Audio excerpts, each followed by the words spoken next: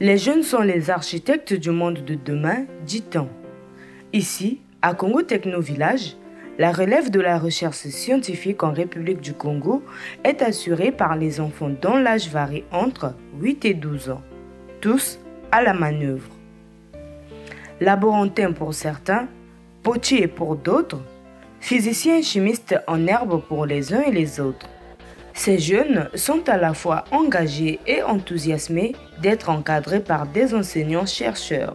Nous organisons des séances ludoscientifiques pour les enfants, pour permettre aux enfants de s'éveiller, pour permettre aux enfants d'apprendre la science à un bas âge. Et pourquoi? Parce qu'on a remarqué que dans notre pays, les filières scientifiques sont des filières les moins fréquentées. Et même l'enseignement dans ces filières-là souffre de beaucoup de difficultés. Je suis en train de faire un escargot dans une prairie. Les travaux se passent bien. Je commence par faire un colombin, puis je le roule pour faire l'escargot. Je fais les yeux, la plateforme, les fleurs. Ici, je suis en train de expliquer aux enfants qui viennent des écoles ici. Je suis en train de leur expliquer des expériences, comme cette expérience-là, le lâcher des ballons. Je leur explique également que l'hydrogène est un gaz comme l'air. L'air aussi est un gaz, mais c'est aussi un fluide, comme l'eau. Et je leur explique aussi qu'il y a des corps qui peuvent réagir et il y a des corps qui peuvent être donnés après que ces corps-là ont réagi. Ces corps qui ont réagi, on les appelle des réactifs. Et les corps qui ont été donnés ensuite, on les appelle des produits. Oui, je vois que mes élèves aujourd'hui étaient bien concentrés sur ce que je disais. Quand même, ça s'est bien passé. Ils m'ont bien compris et c'est ça seulement l'essentiel. Depuis que je suis venue ici, j'ai commencé à être formée par le monsieur là, monsieur Tsingue Tsingue. J'ai été formée par lui et j'ai appris ces expériences-là à partir de lui. Et voilà, aujourd'hui, j'arrive à les expliquer aux grands du lycée et du collège. Cette initiative du professeur Tsingue Tsingue bénéficie de l'apport technique et financier de l'ambassade de la République fédérale d'Allemagne qui a octroyé quelques équipements techniques dans le cadre du renforcement de capacité des enfants dans le domaine de la science. À cet effet, l'ambassadeur Wolfgang Klapper, accompagné du professeur Francine Toumi et du ministre de la Recherche scientifique et de l'Innovation technologique, Rigobert Mabundu, ont effectué une visite de terrain le 7 mai 2025 dans ce centre de formation et d'initiation aux métiers scientifiques, technologiques et d'art. C'est une très grande joie pour moi d'être ici présente à la remise officielle du matériel au techno-village des enfants.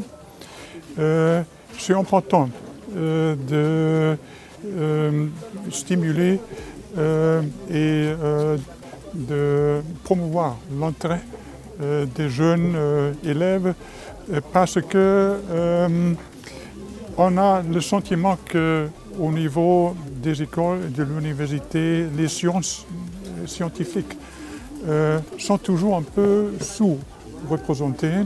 C'est compliqué, il faut savoir le mathématique et une bonne connaissance de la chimie et de la physique. Et c'est plus facile pour la plupart des élèves de se concentrer aux autres sujets. Mais néanmoins, les sciences scientifiques sont la base pour l'économie de l'État et c'est pourquoi c'est important de stimuler, de promouvoir l'entrée de très jeunes à un âge très jeune. Considérée jadis comme une affaire d'hommes, la recherche scientifique et technologique est appropriée également par la gente féminine à Congo Techno Village des enfants. La fondation Challenge Futura a visé juste et elle a Elle commence là où il faut débuter la formation des filles et des fillettes et des garçons, à savoir au très jeune âge. Et ça me fait très plaisir parce que justement, comme vous le voyez, il n'y a pas de différence entre les petits garçons et les petites filles. Elles font le même découpage, les mêmes jeux et c'est ce qu'il faut. Il ne faut pas faire de discrimination dans l'émulation de nos jeunes enfants. Il faudrait des financements, que de telles initiatives soient soutenues.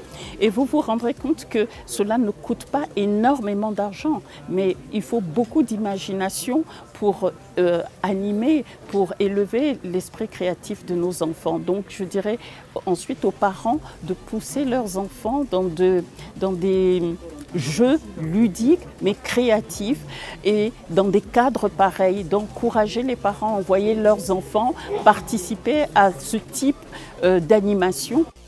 En tant que patron du secteur de la recherche scientifique et de l'innovation technologique, le ministre Rigobert Mabundu plaide pour le financement de son segment ministériel afin de soutenir des initiatives similaires. Ici, je suis impressionné parce que on est en train de briser un mythe. C'est le mythe de l'exclusivité de la science qui pourrait appartenir à certains, puisque nous avons là maintenant la possibilité d'éveiller les consciences depuis le jeune âge. On prend les enfants depuis là où ils sont en train de faire tous les apprentissages nécessaires, de prérequis qui leur permettaient maintenant de rentrer dans la véritable communauté de la connaissance et du savoir. C'est extraordinaire. Vous n'imaginez pas le raccourci qui est en train d'être fait pour les générations à venir. Vous voyez tous ces gamins que je vois très enthousiastes, attentionnés, mais aussi engagés pour à la fois exploiter leur curiosité, leur intelligence, mais surtout développer des savoir-faire qui demain feront le développement du Congo. Effectivement, en tant que responsable du gouvernement, travaillant à côté du président qui a une grande vision pour le développement de notre pays, nous avons besoin de densifier le financement de la recherche et de l'innovation afin que nous puissions soutenir ce genre d'activité. Cette journée de découverte du savoir-faire des enfants dans le domaine de la recherche scientifique et technologique à Congo Techno Village des enfants, dans l'enceinte de la cité scientifique de Brazzaville, ex-Rostom, marque un nouveau tournant en matière d'éclosion de ce secteur en République du Congo.